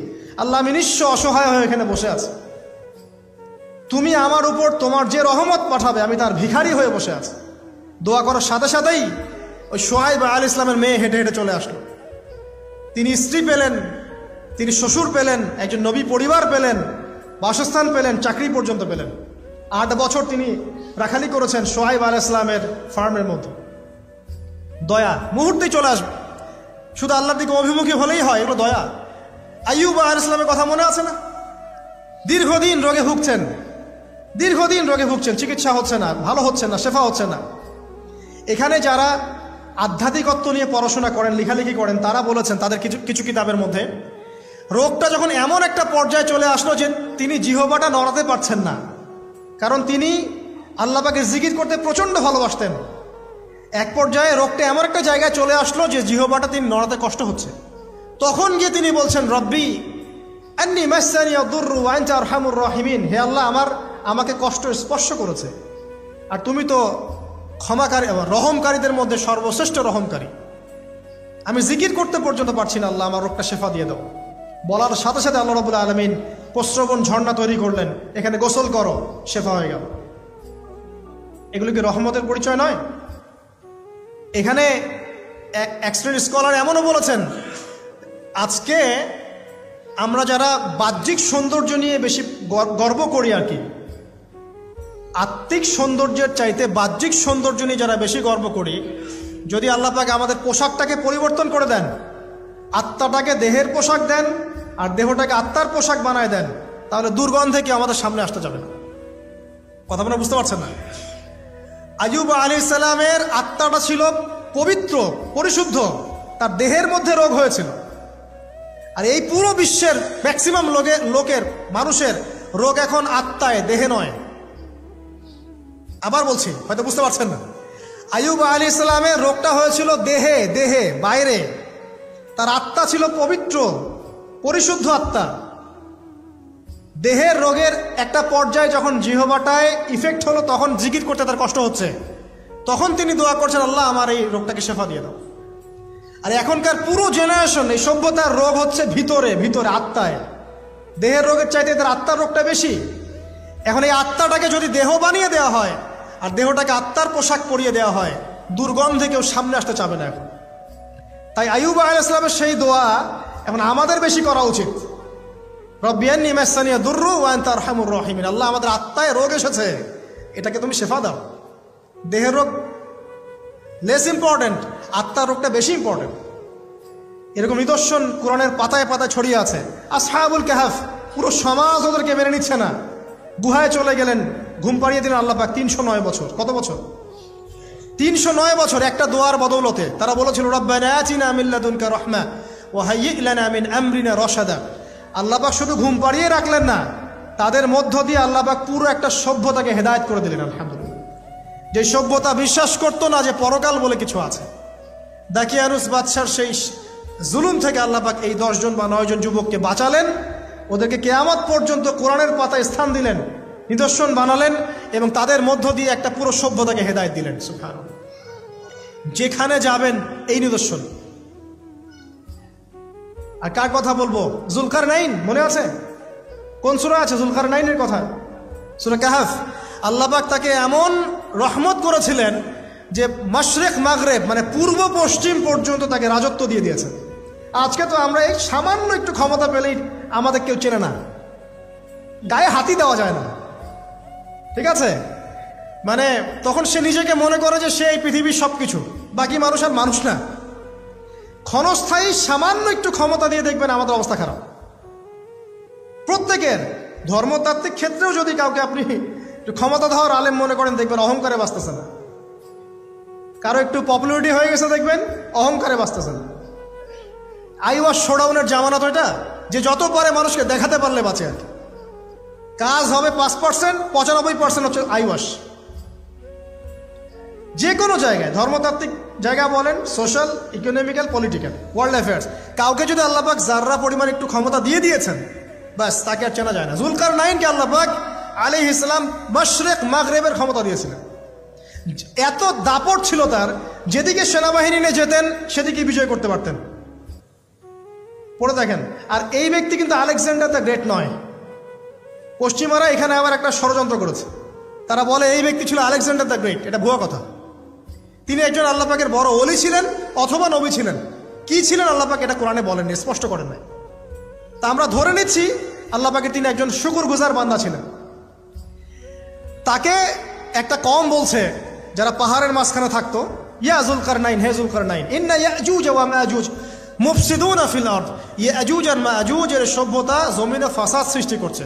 ফাহাল নাজআলু লাকা খরজান আলা আন তাজআলা বাইনানা ওয়া বাইনাহুম সাদ্দা। আমরা কি তোমাকে একটু ট্যাক্স দিব, খাজনা দিব, যে খাজনার বদৌলতে তুমি একটা প্রাচীর নির্মাণ করে দিবে, যে প্রাচীর নির্মাণ করলে ওরা আর আমাদের কাছে আসতে পারবে না। তখন এই প্রতাপশালী বাদশার স্টেটমেন্ট হচ্ছে এই, ক্বালা মা মাক্কান্নী ফীহি রাব্বী খায়র। আল্লাহ আমাকে যা দিয়েছেন তার পক্ষ থেকে এটা যথেষ্ট, তোমাদের এইসব ট্যাক্সের দরকার নেই আমার। যে আল্লাহ পাকের রহমত দেখেন। ঠিক খিজির আলাইহিস সালামকেও দেখবেন, ওই 3টা ঘটনা মনে আছে না? নৌকা ফুটা করা, বাচ্চাকে হত্যা করা, আর হচ্ছে কি ওই যে কি দেয়াল নির্মাণ করা। সূরা কাহফ আজকে বাসায় গিয়ে পড়েন। তাকে আল্লাহ পাক ভবিষ্যতের জ্ঞান দেখাচ্ছেন, ভবিষ্যতে কি হবে, যে জ্ঞানটা মূসা আলাইহিস সালামকে আল্লাহ পাক দেখাচ্ছেন না। মূসা আলাইহিস সালাম বলছেন কেন নৌকা ফুটা করলেন, কেন বাচ্চাকে হত্যা করলেন, কেন এই প্রাচীর নির্মাণ করলেন। আর খিদির আলাইহিস সালাম বলছেন যে জ্ঞান আল্লাহ তোমাকে দেন নাই তা আল্লাহ পাক আমাকে দিয়েছেন।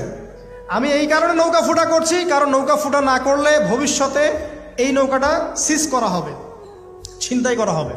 বাচ্চাটাকে হত্যা করেছে এই কারণে, এই বাচ্চা বড় হলে বড় কাফের হতো। দেয়াল নির্মাণ করেছে এই কারণে, এই দেয়ালের নিচে এই বাচ্চাদের এতিম 2 বাচ্চার গুপ্তধন রাখা আছে, ওর বাবা মা রেখেছে। এটা তুমি জানো না, আমি জানি। এটা জানার পরে তিনি অহংকার করছেন না, তিনি বলছেন রাহমাতাম মির রাব্বি, এই জিনিসটা আমার রবের রহমত, আমার প্রতি দয়া। 2 শ্রেণীর মানুষ আপনি পাবেন। এক, যারা তাদের স্ট্যাটাস, প্রতিপত্তি, জ্ঞান এসবের অহংকার প্রদর্শন করবে। আর এক শ্রেণী যারা এগুলো আছে, যাদের এগুলো আছে, বাট তারা বলবে এগুলো হাযা মিন ফাদলি রব্বি, এগুলো আমার রবের রহমত। এখানে সফল 2য় শ্রেণীর মানুষ, 1ম শ্রেণীর নয়। ইউসুফের কথা মনে আছে? আলাইহিস সালাম কুয়ায় ছিলেন, কুয়া থেকে জেলে, কুয়া থেকে রাজপ্রাসাদে, সেখান থেকে জেলখানায়। জেলখানার একটা মানুষ যে পরবর্তীতে মিশরের শাসক হবে, কেউ কি ভেবেছিল? কেউ ভেবেছিল? ওই সময় কেউই ভাবে নাই। কিন্তু ওই মানুষটাকে আল্লাহ রাব্বুল আলামিন মিশরের রাজত্ব দিয়েছেন, যার মধ্য দিয়ে আল্লাহ পাক হাজার হাজার লক্ষ লক্ষ মানুষকে দুর্ভিক্ষের হাত থেকে বাঁচিয়েছেন। আল্লাহ পাকের পরিকল্পনা, রহমত দেখেন।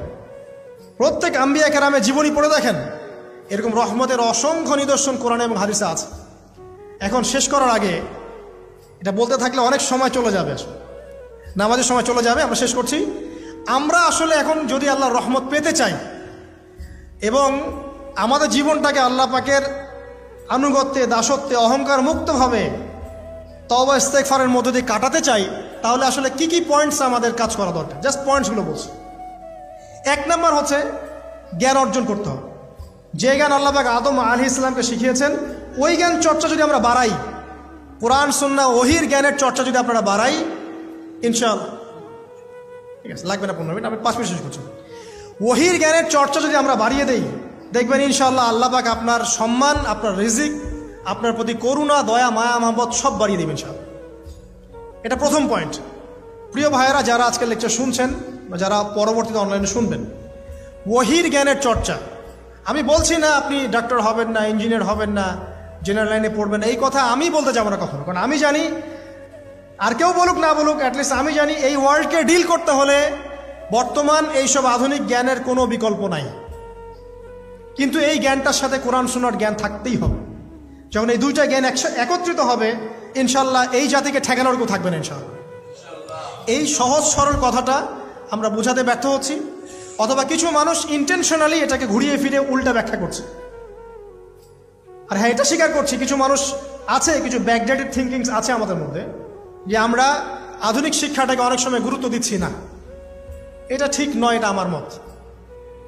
পরিবেশ বজায় রেখে, ইসলামী পরিবেশ বজায় রেখে আধুনিক শিক্ষায় শিক্ষিত হতে কোনো সমস্যা আছে? আর আধুনিক এই শিক্ষাগুলো অনইসলামিক শিক্ষা নয়।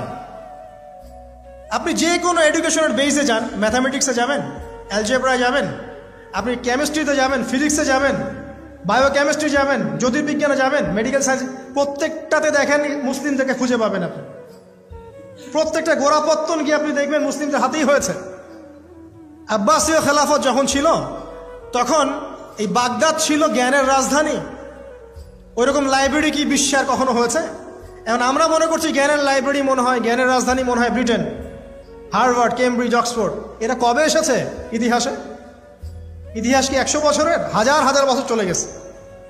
হিস্ট্রি পড়েন। তো এখানে আমার কথা হচ্ছে একদম ক্লিয়ার, নিট অ্যান্ড ক্লিয়ার, যে আমাদেরকে উভয় দিকের জ্ঞানই অর্জন করতে হবে, বোধ কোরআন সুন্নাহ এবং আধুনিক জ্ঞান। এই দুটো জ্ঞান যখন আপনি একত্রিত করবেন, ইনশাআল্লাহ দেখবেন আল্লাহ চাইতো কোরআন এবং সুন্নাহকে হাতে নিয়ে এই বিশ্বের চ্যালেঞ্জগুলোকে ফেস করা যাবে ইনশাআল্লাহ। আল্লাহ পাক তৌফিক দান করুন, আমিন। প্রথম যেটা বিষয়, আল্লাহ পাকের রহমত পেতে হলে আল্লাহর ওহীভিত্তিক জ্ঞানের চর্চা বাড়াতে হবে। এই জ্ঞানের চর্চা বাড়ালে ব্যক্তি, পরিবার, সমাজ, রাষ্ট্র সবাইকে আল্লাহ পাক সম্মানিত করবে ইনশাআল্লাহ তাআলা। আল্লাহ পাক রহম করবেন, ক্ষমা করবেন, ইনশাআল্লাহ দুনিয়াতেও সফল করবেন, পরকালেও জান্নাত দিবে ইনশাআল্লাহ তাআলা। আর আমরা তো দেখলাম আল্লাহ পাকে জান্নাত দেওয়ার জন্য একটা ঘটনা যথেষ্ট। একটা কুকুরকে পানি পান করিয়েছে, একবার খালি বলেছে আল্লাহ তোমার ভয়ে কাজ করেছে, বাস। আবার জাহান্নামে যাওয়ার জন্য একটা ঘটনা এনাফ, খালি বলেছে যে আল্লাহ তোকে মাফ করবে না, বাস জাহান্নাম। আল্লাহ পাক জানেন এন্ড অফ দ্য ডে কে জান্নাতে যাবে আর কে জাহান্নামে যাবে। অহংকারের কোনো সুযোগই নাই। 1 মিনিট একটা কথা বলতে চাই, যে এখন অনেক মুসলিমদের মধ্যে একটা ট্রেন্ড চলে আসছে, একটু ইসলাম প্র্যাকটিস করলেই অন্যকে আন্ডার এস্টিমেট করা শুরু করে না? এখন তো অনলাইনের যুগ, আর এখন তো কাজ করতে কোনো শ্রম লাগে না, খালি ঘরে বসে শুয়ে 2টা লাইন লিখলেই কাজ শেষ। ঘরে বসে শুয়ে ফেসবুকে 2টা লাইন লিখলেই কাজ শেষ। আর কনস্ট্রাকটিভ কাজের তো কোনো খোঁজ খবরই নাই। এগুলো সহজ, এই কারণে দেখা যায় বর্তমান যুগে সমালোচনা, গীবত, আন্ডার এস্টিমেট করা, এগুলো সংস্কৃতি বেড়ে গেছে। এগুলোর মধ্য দিয়ে আমরা দিন পালন করার পরেও ক্ষতির মধ্যে আছি। এমন হতে পারে যে ব্যক্তি বা যে দল বা যে রাজনৈতিক দল বা যে ধর্মীয় দল যার বিরুদ্ধে আমি নিজের কলমগুলো ঘোরাচ্ছি, হতে পারে তার মধ্যে এমন মানুষ আছে যে আমার আগে জান্নাতে চলে যাবে, হতেই পারে। আর আমি যে নিজেকে এত বড় করে ফখর করছি, কে জানে এন্ড অফ দ্য ডে আমি জান্নাতে যাবো কি যাব না? কোনো গ্যারান্টি আছে? কোনো গ্যারান্টি নাই। সো এখন আমরা যারা ইসলাম প্র্যাকটিস করছি, আমাদের সতর্ক হওয়া উচিত। নিজের পরকালের ফিকিরটা করি। আল্লাহ পাক বোঝার তৌফিক দান করুন, আমিন।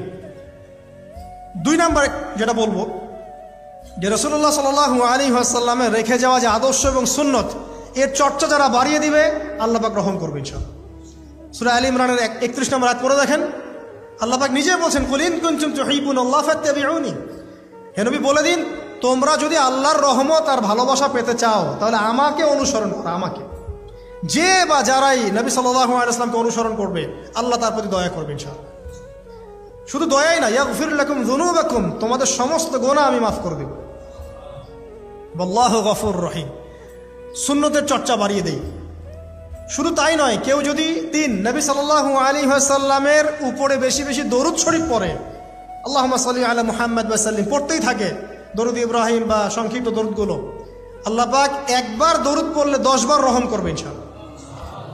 যেই নবীর আদর্শ মেনে চললে আল্লাহ পাক ভালোবাসবেন, সেই নবীর নাম উচ্চারিত হলে দরুদ পড়লেও আল্লাহ পাক রহম করবে ইনশাআল্লাহ। 4, সৃষ্টির সেবা করলে রহম পাওয়া যাবে। আল্লাহ পাক বলছেন, তোমরা সৃষ্টির সেবা করো, মানবতার সেবা করো, জমিনবাসী যারা আছে ওদের প্রতি রহম করো, আল্লাহ তোমাদের প্রতি রহম করবেন ইনশাআল্লাহ। 5, রহমত পেতে হলে আল্লাহর জিকির বাড়িয়ে দিতে হবে। আল্লাহর জিকির মানে সকাল সন্ধ্যা আল্লাহ পাকে যত জিকির আজগার আছে এগুলো ছাড়া যাবে না।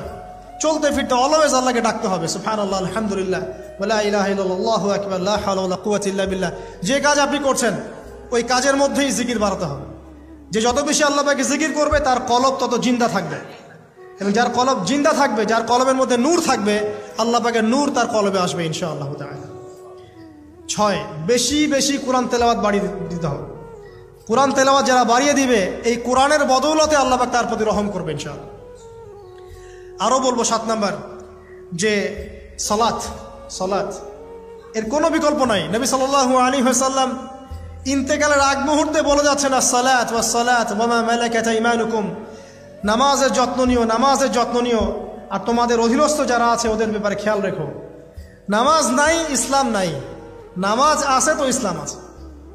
তো নামাজের তাবেদারি যারা করবে, 5 ওয়াক্ত নামাজ ঠিকঠাক মতো করবে, ইনশাআল্লাহ অবশ্যই আল্লাহ পাক তাদের প্রতি রহম করবেন ইনশাআল্লাহ। আরও বলতে চাই তাহাজ্জুদের কথা। যারা একটু তাহাজ্জুদের নামাজে অভ্যস্ত হতে পারবেন, ওই সময়টা আল্লাহ পাকের রহমত নেমে আসে, বর্ষিত হয়। যারা তাহাজ্জুদের সালাতে অভ্যস্ত হবে আল্লাহ পাক তাদের প্রতি রহম করবে ইনশাআল্লাহ তাআলা। 9 বলতে চাই দিনই মেহনত বাড়িয়ে দেওয়া। যাদের ফিকির দিনকে নিয়ে, কিভাবে আমি দিন পালন করব, কিভাবে দিনের প্রচার করব, দিনের জ্ঞান অর্জন করব, এর প্রসার ঘটাবো, দিনটাকে মানুষের কাছে পৌঁছে দেব, এই ফিকির যাদেরকে তাড়িয়ে বেড়ায়, ইনশাআল্লাহ আল্লাহ পাক ওদেরকে এই জমিনে রহম করবে ইনশাআল্লাহ। আল্লাহ পাক দাওয়াতি কাজ বাড়িয়ে দেন, দিনের ফিকির বাড়িয়ে দেন, ইনশাআল্লাহ তাআলা আল্লাহ পাকের রহমত পাওয়া যাবে ইনশাআল্লাহ। আরেকটা কথা আছে, 10 গিয়ে বলবো পিতামাতার খেদমতের কথা। পিতামাতার খেদমত এমন একটা জিনিস যেটা করলে পরে আল্লাহর রহমত নেমে আসে। একজন ব্যক্তি কবিরা গুনাহ করেছে, নবীর কাছে গিয়ে বলছে, আমার ক্ষমার কি কোনো রাস্তা আছে? নবী সাল্লাল্লাহু আলাইহি ওয়াসাল্লাম বলছেন, তোমার মা কি বাসায় আছে, জীবিত আছে? হ্যাঁ, জীবিত আছে। বাসায় যাও, তোমার মায়ের খেদমত করো, তোমার সমস্ত গুনাহ মাফ হয়ে যাবে ইনশাআল্লাহ। আপনার ওয়াইস কারণীর নাম শুনেছেন না? শুনেছেন না? তাকে এত বড় মর্যাদা দেওয়া হবে কিয়ামতের মাঠে। এর পিছনে কারণ কি জানেন? সেই ব্যক্তি মাশাআল্লাহ তার মায়ের খেদমত করত। 3 বার বলেছেন নবী সাল্লাল্লাহু আলাইহি ওয়াসাল্লাম, আমাদের সবচেয়ে সেরা এবং ভালো ব্যবহার পাওয়ার অধিকার হচ্ছে মায়ের, তারপরে মায়ের, তারপরেও মায়ের, তারপর বাবা। পিতামাতার খেদমত করলে আল্লাহ রহমত নেমে আসে।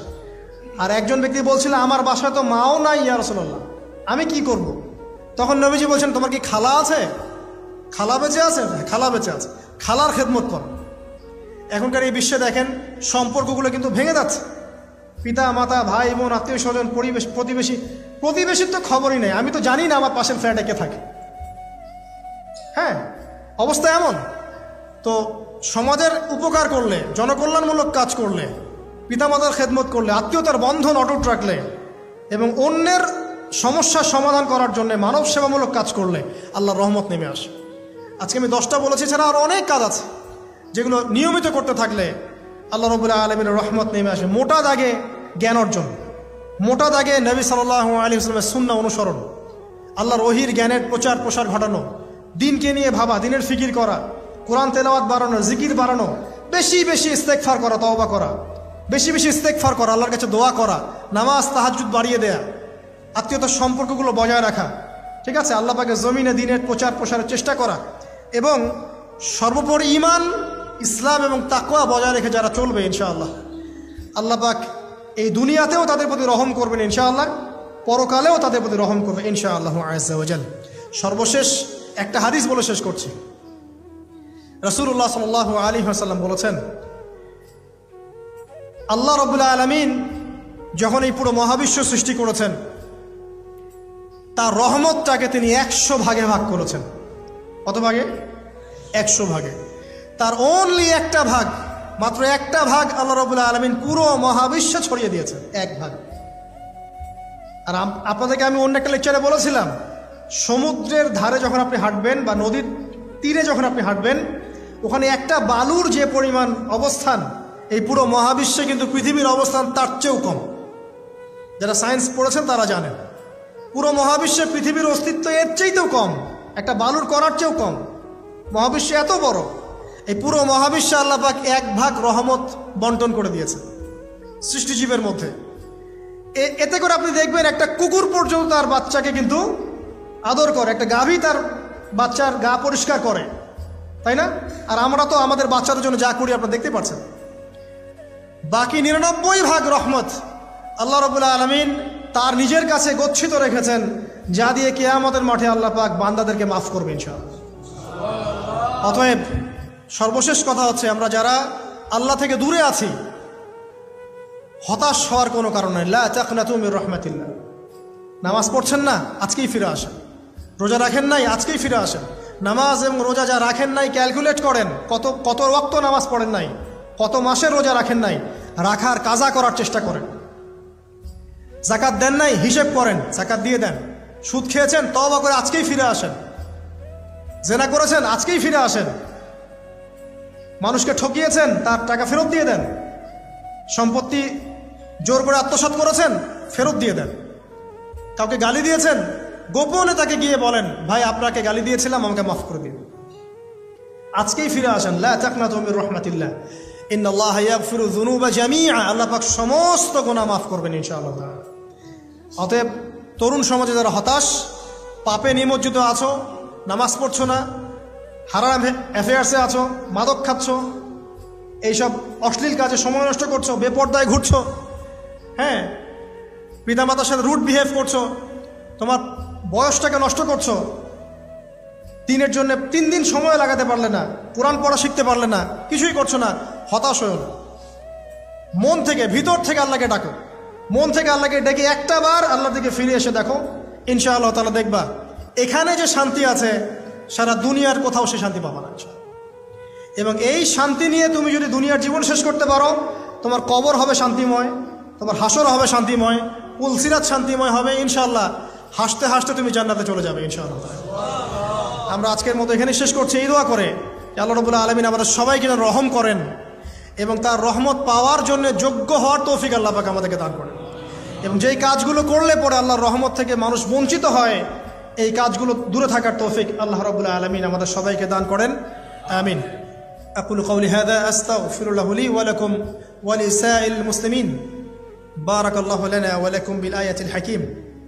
ইন্নাহু তাআলা জাওয়াদুন কারীমুন বাররাউফুর রহিম। আসসালামু আলাইকুম ওয়া রাহমাতুল্লাহ। সম্মানিত উপস্থিতি, কেমন আছেন আপনারা? আলহামদুলিল্লাহ। আজকে রংপুর শহরের এই রবার্টসনগঞ্জ এলাকায় জুমার খুতবা দিতে আসতে পেরে আমি নিজেও খুব মন থেকেই আল্লাহ পাকে শুকরিয়া আদায় করছি। আলহামদুলিল্লাহ। এই এলাকাগুলোর সাথে আমাদের ছোটবেলার অনেক স্মৃতি জড়িত আছে। আমার বাল্য বন্ধুরাও এখানে অনেকে আছেন হয়তোবা। একটা সময় ছিল যে আমরা এখানে খেলাধুলাও করেছি, আমার বন্ধুদের বাবারা এখানে উপস্থিত আছেন। তো সেখানে আজকে দাঁড়িয়ে দিনের কিছু কথা বলার তৌফিক আল্লাহ পাক দিয়েছেন, আবার আল্লাহ পাকে শুকরিয়া আদায় করছি আলহামদুলিল্লাহ। তো বিগত প্রায় 1 সপ্তাহ থেকে আমি আসলে আমার পারিবারিক কিছু জটিলতার মধ্যেই ছিলাম।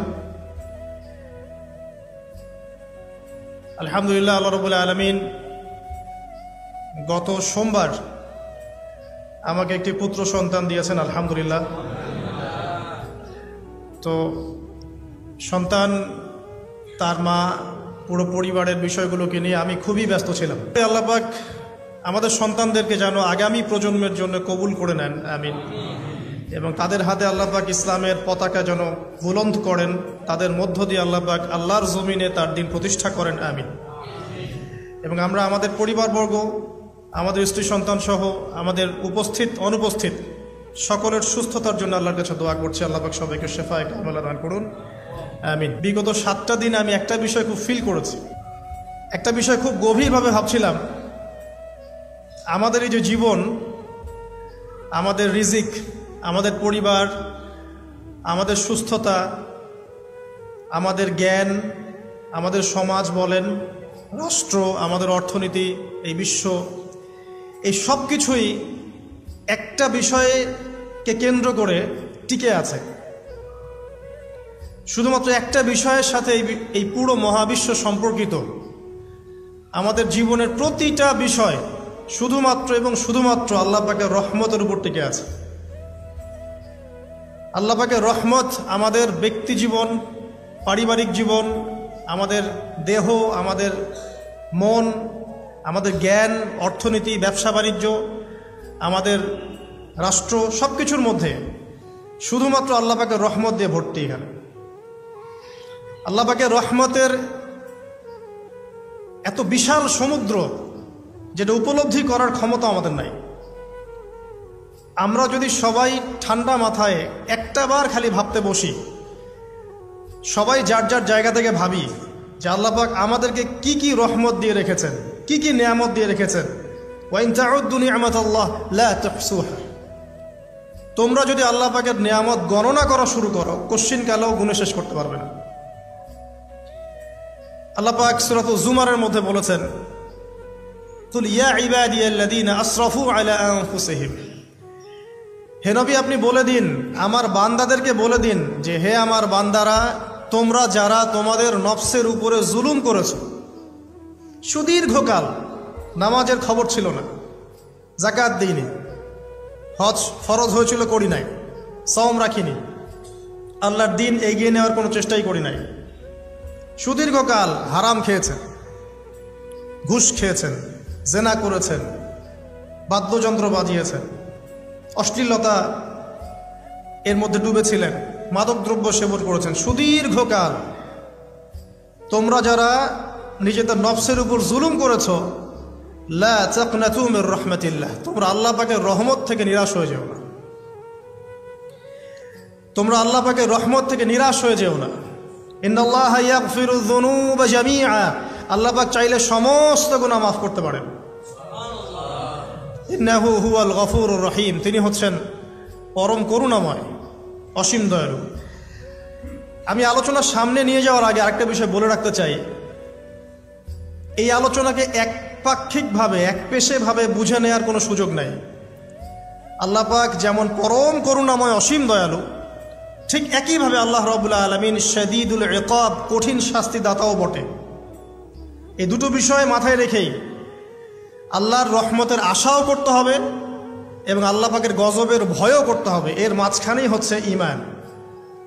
এই জায়গা থেকে আলোচনা বুঝতে হবে। আল্লাহ পাক তৌফিক এনায়েত করুন, আমিন।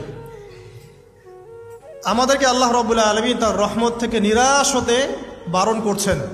যে যত পাপ করেছে জীবনে, যদি একটা বার কেউ যদি আল্লাহ পাককে মন থেকে ডাকে, চোখ দিয়ে ঝরঝর করে পানি পড়ে, আল্লাহ পাককে বলে, সেজদায় গিয়ে পড়ে আল্লাহকে বলে, রব্বিক ফিরলি, আল্লাহ আমাকে মাফ করে দাও, তার মনের মধ্যে যদি সততা থাকে, মন থেকে যদি সেই কথাটা বলে থাকে, আল্লাহ পাক শুধু তাকে ক্ষমাই করবেন না, তার সমস্ত গুনাহগুলোকে আল্লাহ নেকি দিয়ে পরিবর্তন করে দিবেন। একটা হাদিস পড়ছিলাম, নবী করিম সাল্লাল্লাহু আলাইহি ওয়াসাল্লাম তিনি বলছেন যে লাম্মা কাদাল্লাহুল খালক, যখন আল্লাহ রাব্বুল আলামিন এই মহাবিশ্ব সৃষ্টি করেন, তখন আল্লাহ রাব্বুল আলামিন কাতাবা কিতাবান, একটা কিতাব লিখেছেন। একটা কিতাব আছে আল্লাহর কাছে, কাতাবা কিতাবান ফাহুয়া ইনদাহু ফাওকাল আরশ, যেই কিতাবটা আল্লাহর নিজের কাছে আছে, আরশের উপরে। সেখানে আল্লাহ পাক লিখে রেখেছেন, কি লিখেছেন? ইন্না রহমতি সাবাকাত গদবি।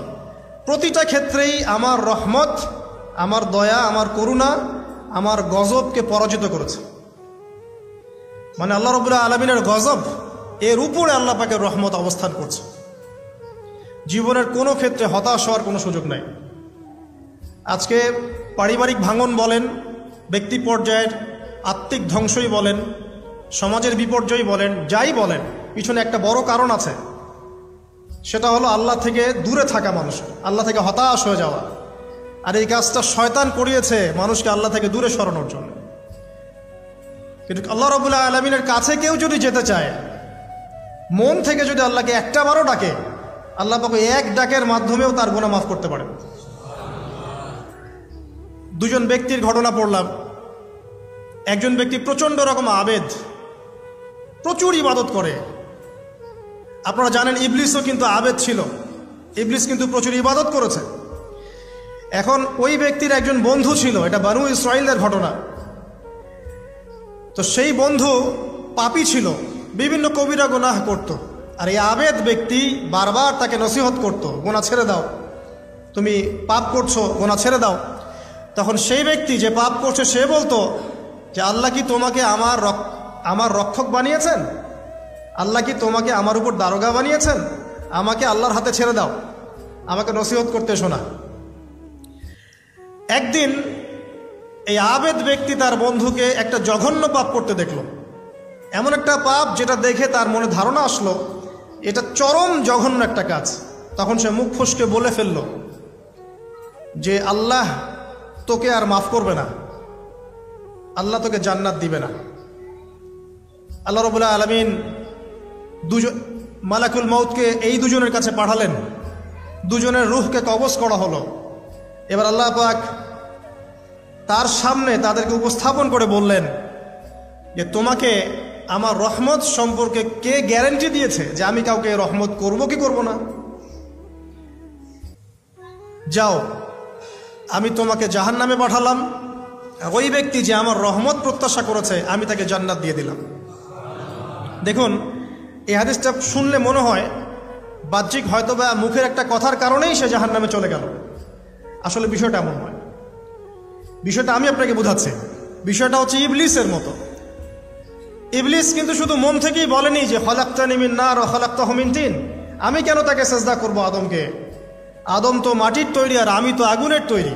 এটা ইবলিসের শুধু মৌখিক স্টেটমেন্ট ছিল না, কারণ কি ছিল? আবা ওয়াস্তাকবার, সে উদ্ধত হয়েছিল, অহংকার প্রদর্শন করেছিল। ভিতর থেকে ইন্টারনালি সে অহংকারী ছিল, সে আন্ডার এস্টিমেট করে কথাটা বলেছে, শুধু মৌখিকভাবে বলে নাই। কিন্তু ঠিক এই ব্যক্তির ঘটনা এমনই, সে মন থেকে অহংকারী হয়ে উঠেছিল, যদিও বা সে আবেদ ছিল।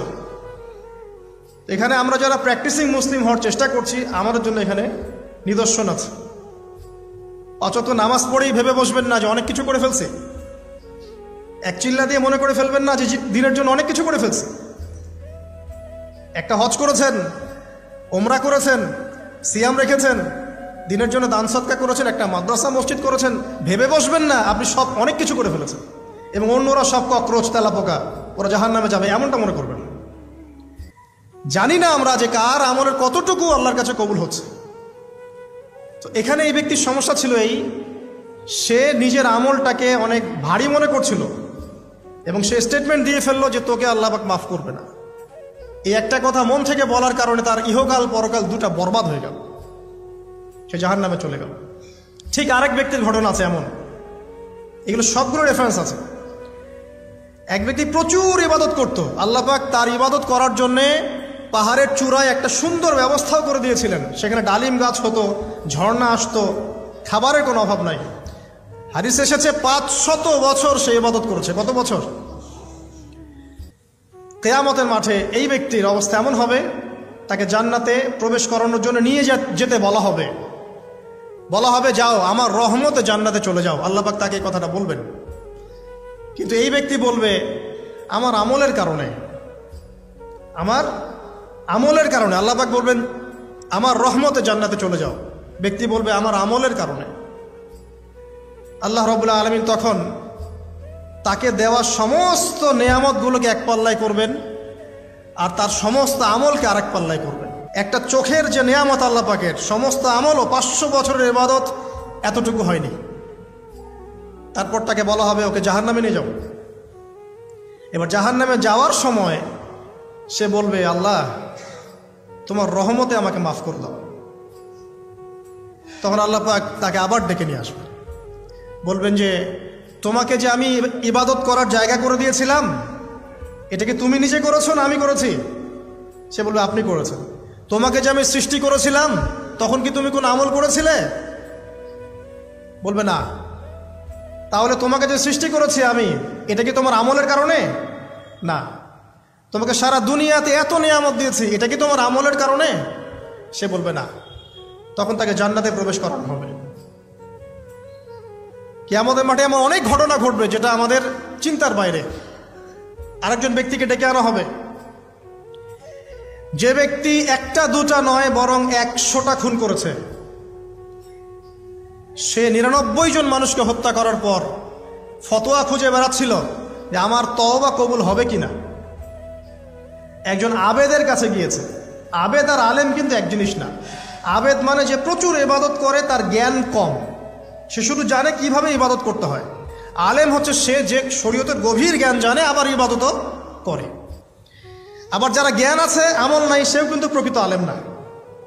প্রচুর জ্ঞান আছে কিন্তু জ্ঞান অনুযায়ী আমল করে না, সেও কিন্তু প্রকৃত আলেম নন। এবার আসেন তো, এই আবেদের কাছে গিয়ে সে বলছে আমার কি ক্ষমা হবে? আমি 99টা খুন করেছি। সে বলল তোমার আবার ক্ষমা? তোমার ক্ষমা নাই। তখন এই ব্যক্তি এই আবেদকে হত্যা করে 100টা খুন পূর্ণ করলো, ওকেও সে মেরে ফেলছে। আমার ক্ষমাই হবে না তো তোর বেঁচে থাকার কি দরকার, তুইও মর। এই ব্যক্তির মধ্যে একটা চেতনা তৈরি করলেন যে আমাকে তওবা করতে হবে। সে তখন সার্চ করতে লাগলো আরও কোনো আলেম আছে কিনা। এরপর অনেক দূরে একজন আলেমের সন্ধান পাওয়া গেল। সে সেখানে গেল, তাকে গিয়ে বলল আমার কি ক্ষমা হবে? সে আলেম তাকে বলল হ্যাঁ তোমারও ক্ষমা হতে পারে, যাও তুমি ইস্তেগফার করো এবং এই এলাকা থেকে অন্য এলাকায় চলে যাও। মানে যে এলাকায় তুমি অনেক দিন ছিলে, যেখানে তুমি অনেক পাপ কাজ করেছো, এখানে থাকার দরকার নাই। তওবা করে তুমি অন্য কোথাও চলে যাও, নতুন একটা জীবন শুরু করো। এখানে থাকলে হবে কি, তোমার স্মৃতিগুলো তোমাকে তাড়িয়ে বেড়াবে এবং মানুষ তোমাকে খারাপ নজরে দেখতেই থাকবে, তুমি তখন কষ্ট পাবে। এই জন্য তুমি চলে যাও। তো চলে যেতে যেতে সে রাস্তায় ইন্তেকাল করে। এবার তার রুহ নিবে কে? এই জন্য দুদল ফেরেশতা আসছেন, জান্নাতি এবং জাহান্নামী। তাদের মধ্যে বাক বিতরটা হচ্ছে কে রুহ নিয়ে যাবে। তো জাহান্নামের ফেরেশতারা বলছেন সে এতগুলো খুন করেছে, তার রুহটা আমরা নিব। আর জান্নাতি ফেরেশতারা বলছেন না, সে তওবা করতে এসেছিল, অতএব সে আল্লাহর অভিমুখী হয়েছে, তার রুহটা আমরা নিব। আল্লাহ পাক এখানে একটা কৌশল করলেন। আল্লাহ পাক ফেরেশতাদেরকে বললেন তোমরা রাস্তাটাকে পরিমাপ করে দেখো, যেদিকে যাচ্ছিল তার পরিমাপ বেশি নাকি যেখান থেকে এসেছে ওর পরিমাণ বেশি। আল্লাহ পাক জমিনকে আদেশ করলেন হে জমিন তুমি প্রশস্ত হয়ে যাও। এবার পরিমাপ করে দেখা গেল সে তওবার দিকে আসছিল, এর পরিমাণটা বেশি। এই একটা কাজের ওসিলা আল্লাহ পাক তাকে মাফ করে দিলেন। মনে রাখবেন এটা মৌখিক বিষয় ছিল না, সে মন থেকে ভিতর থেকে কিন্তু সে আল্লাহর প্রতি অনুগত হয়েছিল। এই মনের বিষয়টা আল্লাহ ছাড়া কেউ জানে না। আপনি দেখতে পারেন সমাজে অনেকে দাড়ি টুপি পাগড়ি জুব্বা সব লাগিয়ে ঘুরছে, তো বিশ্বাস করেন তাদের মনটা এমনও হতে পারে যে জানোয়ারের চেয়েও কুৎসিত, এমনও হতে পারে। আবার আপনি দেখবেন সমাজে এমন অনেক মানুষ ঘুরছে যারা হয়তো অনেক পাপে লিপ্ত মনে হচ্ছে, কিন্তু মনের মধ্যে সততা আছে।